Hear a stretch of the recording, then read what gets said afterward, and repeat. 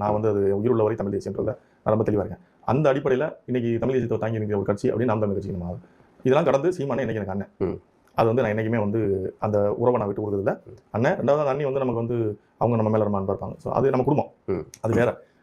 நான் இதை எப்படி பார்க்குறேன்னா, என்னோட பார்வை அது சரியா தவறான்னு எனக்கு தெரியாது. நம்ம எதிரியை தப்பா சூஸ் பண்ணுறோம்னு தோணுது. நம்ம விஜய் சாரை வந்து ஃபோக்கஸ் பண்ணுறோம் ஃபுல்லா அவசியமே இல்லை. அவசியமே இல்லை. நம்ம திமுக தானே எதிரி நம்ம சொன்னா. இப்போ நீங்க எனக்கு நீங்க என்ன சொல்லி நீங்க நான் என் மனசுல நீங்க என்ன பதிவு வச்சீங்க? பிரச்சனையில நீங்க என்ன சொன்னீங்க? திமுகன்ற ஒரு கட்சி தான் எதிர்ப்பு சக்தி. அதிமுகவை நீங்க அப்பவே நீங்க இடத்துல ஓடி கட்டணும். நீங்க சொன்னது வந்து திமுக தான் நம்ம எதிர்ப்பு சக்தி. அப்ப என் மனசுல வந்து திமுக காங்கிரஸ் இந்த விட நாம் நம்ம இந்த கட்சி சார்ந்த பசங்க தம்பிங்களும் சரி மக்களும் சரி என்ன நினைச்சாங்கன்னா திமுகவுக்கு எதிர்ப்பு வந்து நாம் தமிழ். அது இந்த காலத்துல வந்து இந்த எலெக்ஷன்ல வந்து அப்படி நிக்கல. அது என்ன ஆச்சுன்னா வந்து டிவிகே என்டிகே அப்படி போய் பொசிஷன் பண்ணிட்டாங்க. அவங்க டிவிகே வந்து பொசிஷன் பண்ணது வந்து எப்படி பண்ணிட்டாங்கன்னா, நாங்க வந்து யாருமே அவங்களை இது பண்ணல, எங்களுக்கு எதுக்கு வந்து டிஎம்கே பொசிஷன் பண்ணிட்டாங்க. அப்ப டிஎம்கே உள்ள அதிருப்தி ஓட்டு பூரா என்ன டிஎம்கே அந்த 5 வருஷம் அந்த அதிருப்தி ஓட்டுலாம் அப்படியே வந்து டிவிகே கன்வெர்ட் ஆயிடுச்சு.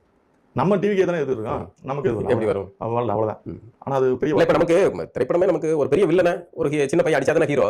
அப்போ திமுக ஒரு பெரிய நீங்க விஜய் சார் எல்லாரும் அடிக்க விஜய் சார் சிம்பத்தி வந்துருச்சு பெண்களுக்குலாம்.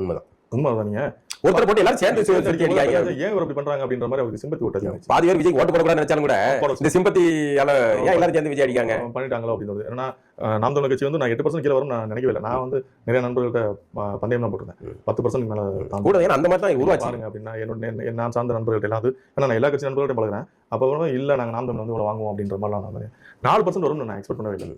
4% வரும் எக்ஸ்பெக்ட். ஒரு திட்டமிட்டு எதுவும் வந்து இது பண்ணிப்பாங்களோ நாம் தமிழர் வளரக்கூடாது அப்படிங்கிறதுக்கு ஏற்ற மாதிரி அப்படி நம்ம வந்து எதிர்ப்பா வந்து நம்ம யாரும் விஜய் சார் நடத்த பண்ண முடியாது. இல்லை அரசியல் ரீதியாக நான் சொல்றது இப்படி ஒரு ஐடியாலஜிக்கலான ஒரு கட்சி ஒரு எல்லைக்கு மேலே வளரக்கூடாது அப்படின்னு இந்த தேர்தல் வந்து அந்த ஐடியாலஜி வந்து நம்ம ஃபோக்கஸ் பண்ணலன்னு தோணுது எனக்கு.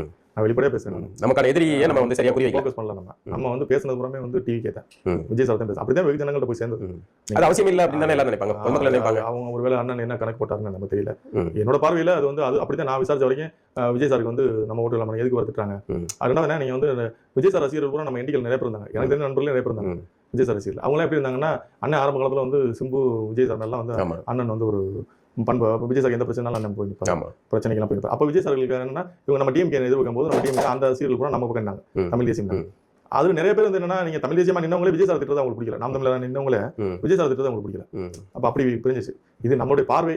ஒரு நம்ம அரசியல் விமர்சனம் கிடையாது. ஒருவேளை அரசியல் விமர்சனம் அவங்க வேற மாதிரி கூட பார்க்கலாம். ஆனா இனிமே வந்து விஜய் இருக்கலாம்ல, இனிமே ஆட்சியில இருக்காங்க, ஆட்சி அதிகாரத்துல இருக்காங்க. நம்ம தமிழர் வந்து இப்ப இருக்கிற தப்பு இல்ல, இப்ப இருக்கிற இயல்பாக அதிகாரத்துல இப்ப நீங்க விஜய் சார் வந்து இப்ப வந்து உட்காந்துருக்காங்க. விஜய் சார் நம்ம விமர்சனம் என்னன்னா அவர் நிர்வாகத்துல நம்ம விமர்சனம் பண்ணுவோம்.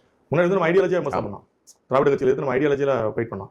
இப்ப அப்படி இல்லை. இப்ப நீங்க வந்து அவர் நிர்வாக கோளாறுல தான் நம்ம சொன்னோம், இந்த மாதிரி பண்ண மாட்டாரு, இப்படி பண்ணா அப்படி பண்ணா உங்களோட நாங்க சிறந்த முறையில் பண்ணுவோம். நீங்க ஸ்கூல்ல வந்து ஆன்லைன்ல கொண்டு வந்துட்டீங்க, நான் ஸ்கூலுக்கு வந்து ஃபீஸே வாங்க மாட்டேன், பிரைவேட் ஸ்கூல் அதை கூட ஃபீஸே வாங்க மாட்டேன். அப்படி வந்து நம்ம வந்து இனிமே வந்து அவங்க சொல்ற என்னென்னலாம் பண்ண வைக்கிறாங்களோ அதுக்கு மாற்றா ஒன்று சொல்லி தான் நம்ம அரசியல் பண்ணணும். ஏன்னா அவங்க வந்து ஊழலற்ற ஆட்சின்றத ஓரளவு அந்த விசனுக்குள்ள வந்துட்டாங்க. அது எக்ஸிக்யூட் பண்றதுக்கு எவ்வளவு நாள் ஆகும்னா அது செயல்படுத்தணும்ன்ற அந்த தாட்ஸ் அவங்கள்ட்ட வந்துருச்சு. கண்டிப்பா ஒரு 70% 80% சக்சஸ் ஆகும்னு எனக்கு தோணுது. அப்ப நம்ம இதுக்கு மாற்றம் நம்ம யோசிச்சு நம்ம அரசியல் பண்ணணும். ஆனாலும் கூட வந்து ஒரு திரைத்துறை சார்ந்த